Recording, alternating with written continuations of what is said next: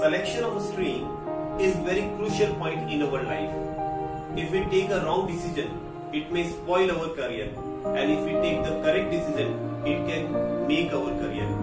So, hello students, this is Rajendra Sharma, and today we are going to discuss about this very crucial point, how we should select our stream.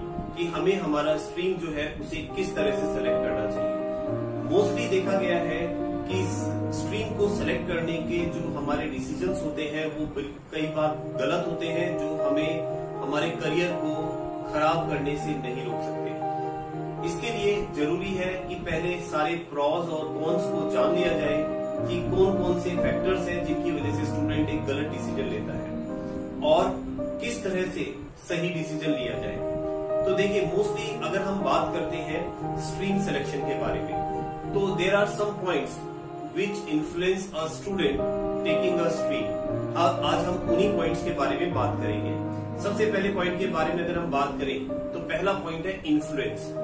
Influence से मेरा मतलब है कि mostly देखा गया है कि लोग जिनसे इन्फ्लुएंस होते हैं, जिन लोगों से प्रभावित होते हैं, वो अपने जीवन में भी वैसा ही बनना चाहते हैं।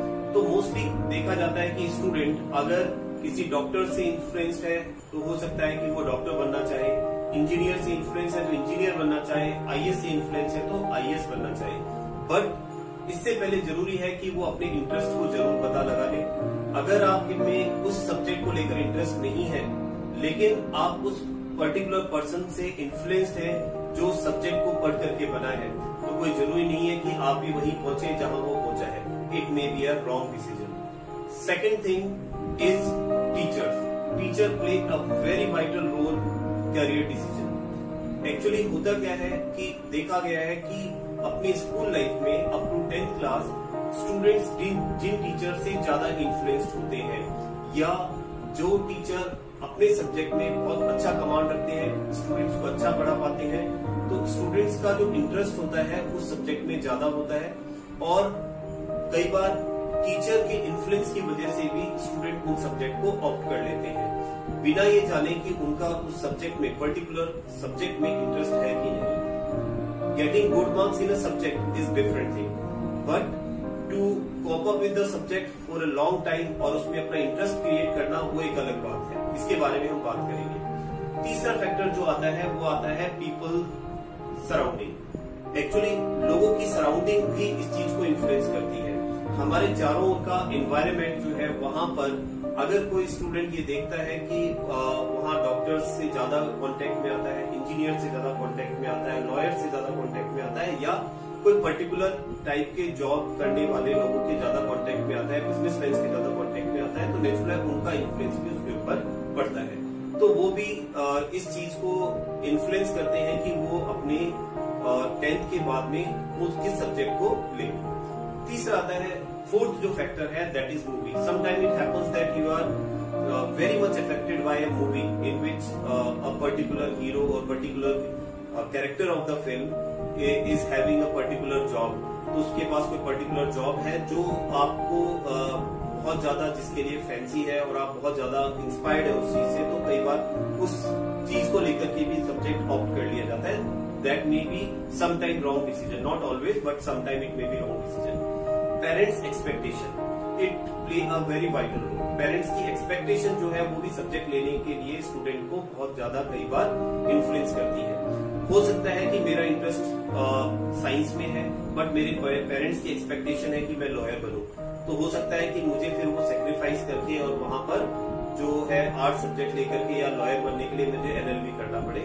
तो ऐसा होता है कई बार कि पेरेंट्स जो होते हैं वो एक्सपेक्ट करते हैं अपने स्टूडेंट से कि जो खुद बनना चाहते थे, किसी कारणवश अगर वो नहीं बन पाए तो वो अपने बच्चों से उस चीज की एक्सपेक्टेशन रखते हैं, तो वो भी सब्जेक्ट को, उनके सिलेक्शन को अफेक्ट करती है।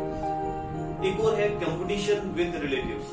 आजकल ये भी देखा गया, बहुत कॉमन ट्रेंड है कि हमारे रिलेशन में कोई डॉक्टर है, कोई इंजीनियर है, तो हमें भी जो रिलेटिव्स है या हमारे जो पेरेंट्स हैं वो इस चीज के लिए कई बार फोर्स करते हैं कि तुम्हें भी कुछ ऐसा करना चाहिए, क्योंकि वो लोग उनसे ज्यादा इन्फ्लुएंस है।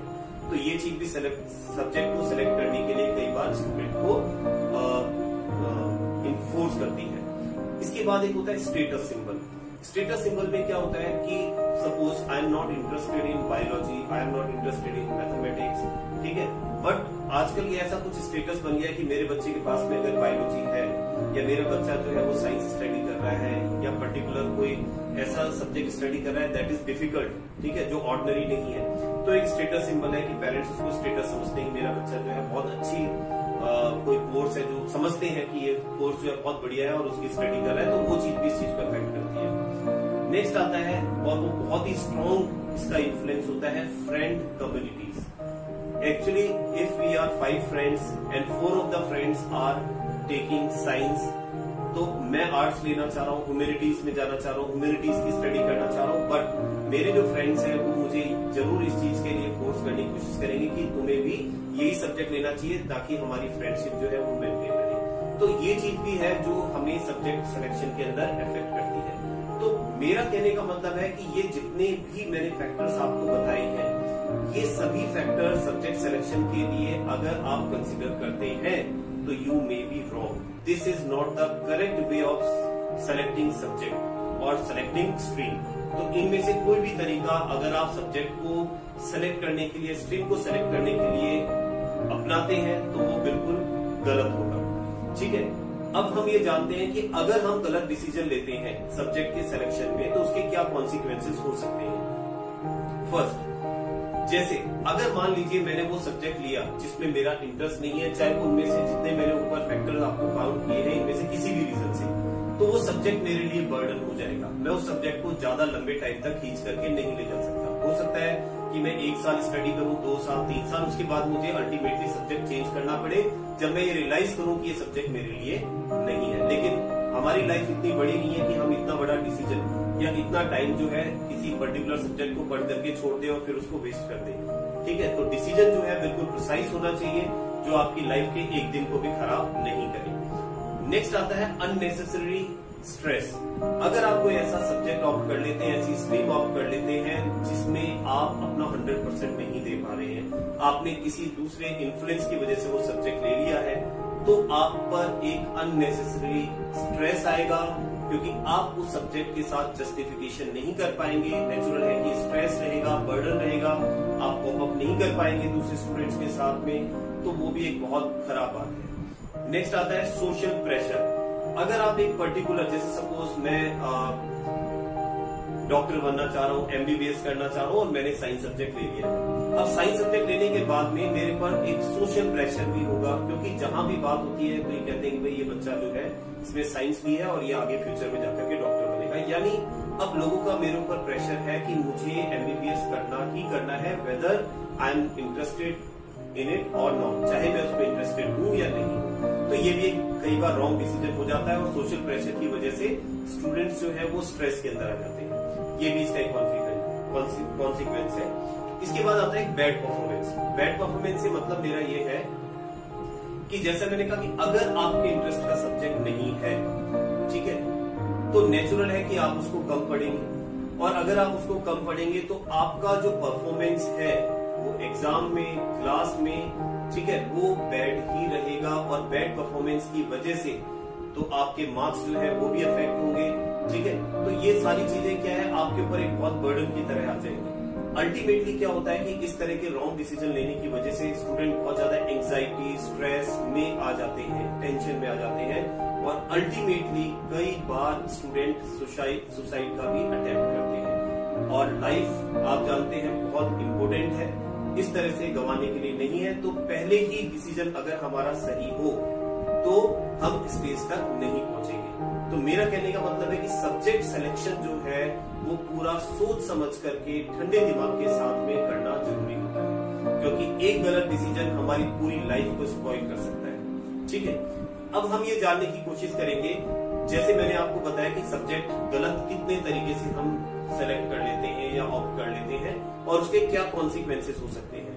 अब हम ये जानने की कोशिश करेंगे कि अगर हमने सब्जेक्ट सेलेक्ट करना है या किसी स्ट्रीम को लेना है तो हम कैसे आइडेंटिफाई करें कि ये सब्जेक्ट मेरे लिए ही बना है या मैं इस सब्जेक्ट के लिए बना हूं। इट्स वेरी सिंपल, बहुत आसान है। एक एक स्टेप में काउंट करता हूं आपके सामने, आपको खुद को पता लग जाएगा कि हाँ, अगर मैं ये सब्जेक्ट लेता हूं तो मेरा डिसीजन बिल्कुल भी गलत नहीं होगा और मैं अपने सब्जेक्ट में एक्सेल करूंगा, 100% करूंगा, ये मेरा दावा है। पहला पॉइंट जो मैं बताना चाह रहा हूं आपको सब्जेक्ट ऑप्ट करने के लिए, तो फर्स्ट पॉइंट है हमारा कि इंट्रोस्पेक्शन। कई बार क्या होता है कि स्टूडेंट जो है वो बाहर की सारी चीजों को देखते हैं लेकिन अपने अंदर झांक करके नहीं देखते। इंट्रोस्पेक्शन मतलब आप अपनी वीकनेस, अपनी स्ट्रेंथ को एनालाइज करें, अपने अंदर झांक करके देखें कि आप क्या कर सकते हैं, क्या नहीं कर सकते, आपकी लिमिट कितनी है, वो सारी चीजें आप इंट्रोस्पेक्शन से पता लगाएं। एक बार अगर आपको पता चल जाता है कि मेरा इंटरेस्ट इसमें है, इसमें मैं 100% आउटपुट दे सकता हूँ, मेरी ये वीकनेस है, मेरी ये स्ट्रेंथ है, तो आपको सब्जेक्ट डिसाइड करने में काफी हेल्प मिलती है। मैं ये नहीं कह रहा हूँ कि 100% आपको इंट्रोस्पेक्शन से ही सब्जेक्ट का डिसीजन ले लेना है। इसके अलावा कुछ और फैक्टर्स भी हैं जो इसमें आपकी हेल्प करेंगे। इंट्रोस्पेक्शन के बाद में एक बहुत अहम हमारा एक पॉइंट है जो आपकी सब्जेक्ट सिलेक्शन में आपकी हेल्प करता है, और वो पॉइंट क्या है, मेरी बात को बहुत ध्यान से समझना, मैं एग्जाम्पल की हेल्प से इसको समझाने की कोशिश करूंगा। देखिए होता क्या है कि दो टर्म होती है, एक होती है हार्ड वर्क और एक होता है इंटरेस्ट। ठीक है, इन दोनों को मैं रिलेट करने की कोशिश करता हूँ। जैसे मान लीजिए अगर आपसे पूछा जाए कि आपका फेवरेट गेम कौन सा है, सपोज आपने कहा कि मेरा फेवरेट गेम क्रिकेट है, और मैंने कहा आप चलिए क्रिकेट खेलिए। आपने 2 घंटे 3 घंटे क्रिकेट खेला, और क्रिकेट खेलने के बाद में जब आप वापस आ रहे हैं तो मैंने आपको कहा कि नहीं रुक जाए, 1 घंटे आपको क्रिकेट और खेलना है, तो क्या होगा? तो नेचुरल है, जब मैं आपको ये कहूंगा तो आप यू विल रेडिली एग्री, आप तुरंत एग्री हो जाएंगे क्रिकेट खेलने के लिए। और अगर आपसे पूछा जाए कि आप तुरंत एग्री क्यों हो गए क्रिकेट खेलने के लिए, जबकि आप तो 2 घंटे क्रिकेट खेल चुके हैं, आप थके नहीं, आपको टायर्डनेस फील नहीं हुई, तो आपका नेचुरल जवाब ये होगा कि आई एंजॉय क्रिकेट, मैं क्रिकेट को एंजॉय करता हूं। तो जहां आप एंजॉय करते हैं वहां आपको टायर्डनेस फील नहीं होती है, वहां आपको हार्ड वर्क फील नहीं होता है कि मैं वहां हार्ड वर्क कर रहा हूं। ठीक है, on the other hand the subject in which you are not interested और the stream in which you are not interested, किसी पर्टिकुलर सब्जेक्ट में अगर आपका इंटरेस्ट नहीं है, आपने उस सब्जेक्ट को 2 घंटे पढ़ लिया, अब मैंने आपको कहा कि आप 1 घंटे और पढ़िए, आई डोंट थिंक कि आप दोबारा एग्री होंगे इस चीज के लिए कि मैं उस 1 घंटे के अंदर सब्जेक्ट को एंजॉय कर पाऊंगा। एंजॉय इसलिए नहीं, आप हाँ हार्ड वर्क जरूर कर सकते हैं। अगर मैंने आपको 1 घंटे और पढ़ने के लिए तो कहा, तो आप कहेंगे मैंने बहुत हार्ड वर्क किया। ठीक है, क्यों? क्योंकि आप उसे एंजॉय नहीं कर रहे थे, that's why you are doing hard work. But if you are enjoying the subject, it will not be hard work, वो हार्ड वर्क नहीं होगा। ठीक है ना, वो आप उसको एंजॉय करेंगे। तो यानी अगर आपका फेवरेट सब्जेक्ट आपको मिलता है, आपका फेवरेट वर्क आपको मिलता है, ऑब्वियसली आप उसमें एक्सेल करेंगे ही करेंगे, क्योंकि आप उसे एंजॉय करेंगे। क्योंकि जब भी आप वो काम करने के लिए बैठेंगे तो आपको ऐसा नहीं लगेगा कि आप हार्ड वर्क कर रहे हैं, आपको लगेगा कि मैं एंजॉय कर रहा हूँ। आपने देखा होगा कि कुछ स्टूडेंट्स मैथमेटिक्स में बहुत अच्छा करते हैं, बहुत एक्सेल करते हैं, अगर वो मैथमेटिक्स सॉल्व करने के लिए बैठते हैं तो कब 11 बज गए, 12 बज गए, 1 बज गए, रात के कितने बजे हैं उन्हें कुछ पता नहीं, because they are enjoying it, क्योंकि वो उसको एंजॉय कर रहे हैं। तो सिमिलरली अगर आपको आपके इंटरेस्ट का सब्जेक्ट मिल जाता है, आप उसे आइडेंटिफाई कर लेते हैं, आपके इंटरेस्ट का सब्जेक्ट है, तो आप उसको एंजॉय करेंगे। तो वो कोई जरूरी नहीं है कि वो हमेशा साइंस ही हो सकता है कि वो ड्राइंग हो सकता है हिस्ट्री हो सकता है मैथमेटिक्स हो सकता है कि वो एकेडमिक से हो ही नहीं रिलेटेड, हो सकता है कि वो कोई स्पोर्ट्स हो, तो कुछ भी हो सकता है। बट आपको ये इंट्रोस्पेक्शन करना है कि आप उसे एंजॉय करें, क्योंकि अगर आप एंजॉय करेंगे तो डेफिनेटली आप उसमें एक्सेल करेंगे ही करेंगे, आप उस सब्जेक्ट में बहुत टॉप तक पहुंचेंगे। नेक्स्ट दूसरी चीज जो मैंने अभी इंटररिलेट कर दी है यहाँ पर, इंटरेस्ट, कि आपका इंटरेस्ट जरूर आप सर्च करें कि आपका उसमें इंटरेस्ट है कि नहीं, या फिर जिस सब्जेक्ट को आप पढ़ रहे हैं वो आपको अट्रैक्ट करता है कि नहीं। ठीक है, अगर वो सब्जेक्ट मुझे अट्रैक्ट करता है, मुझे ऐसा लगता है कि वो सब्जेक्ट मुझे बुलाता है पढ़ने के लिए कि मैं पढ़ूं उस सब्जेक्ट को, जाके उसके बारे में और इन्फॉर्मेशन गैदर करूं। ठीक है, मैं मतलब मेरी क्यूरियोसिटी खत्म नहीं होती इस चीज को लेकर के, दैट मीन्स वो सब्जेक्ट आपका फेवरेट है, आप उस सब्जेक्ट को लेकर के क्यूरियस। ठीक है, एक और चीज बताऊंगा बेटा, कई बार क्या होता है कि स्टूडेंट इवन पेरेंट्स भी इस चीज पर ज्यादा फोकस करते हैं सब्जेक्ट सिलेक्शन के लिए कि उस सब्जेक्ट को लेने के बाद अगर बच्चा करियर बिल्ड करता है तो क्या उसमें पैसा है या नहीं है। तो तो बेटा सब्जेक्ट को या अपने इंटरेस्ट को कभी पैसे से कंपेयर नहीं करें, क्योंकि once you compare it with money you can not give your 100% in it. अगर आप उसको मनी से कंपेयर करते हैं तो 100% नहीं दे पाएंगे, लेकिन अगर आप अपने इंटरेस्ट से कंपेयर करते हैं तो पैसा अपने आप आएगा। एक बार अगर आपका उसमें आपने देख लिया कि मेरा इंटरेस्ट है, आप उसमें एक्सेल कर रहे हैं, और अगर आप उस सब्जेक्ट में एक्सेल कर रहे हैं तो नेचुरल है कि उस सब्जेक्ट में आपने करियर बनाया, पैसा अपने आप आएगा। पैसा देख करके सब्जेक्ट को सिलेक्ट नहीं करें, ठीक है। आप ये देख के सिलेक्ट करें कि आपका इंटरेस्ट है कि नहीं है, क्योंकि आप एक ऑर्डिनरी चीज को एक्स्ट्रा ऑर्डिनरी बना सकते हैं अगर आप उसमें इंटरेस्ट रखते हैं तो, ठीक है। इसके अलावा एक लास्ट आपको एक सजेशन मैं और दूंगा जो आपको बहुत ध्यान रखना है कि ये सारी बातें तो हैं जो आपको ध्यान रखनी है।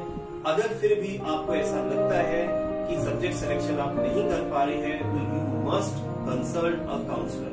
आपको एक काउंसलर से काउंसलिंग लेने की बहुत जरूरत है, तो आपको काउंसलिंग ले लेनी चाहिए, क्योंकि वो आपसे जो क्वेश्चंस पूछेंगे, जो आपको सजेशन देंगे, नेचुरल है कि वो आपकी वीकनेस और आपकी स्ट्रेंथ को आइडेंटिफाई करेंगे, आपके इंटरेस्ट को आइडेंटिफाई करेंगे, और आप आसानी से अपना सब्जेक्ट सेलेक्ट करने में आप समर्थ हो पाएंगे।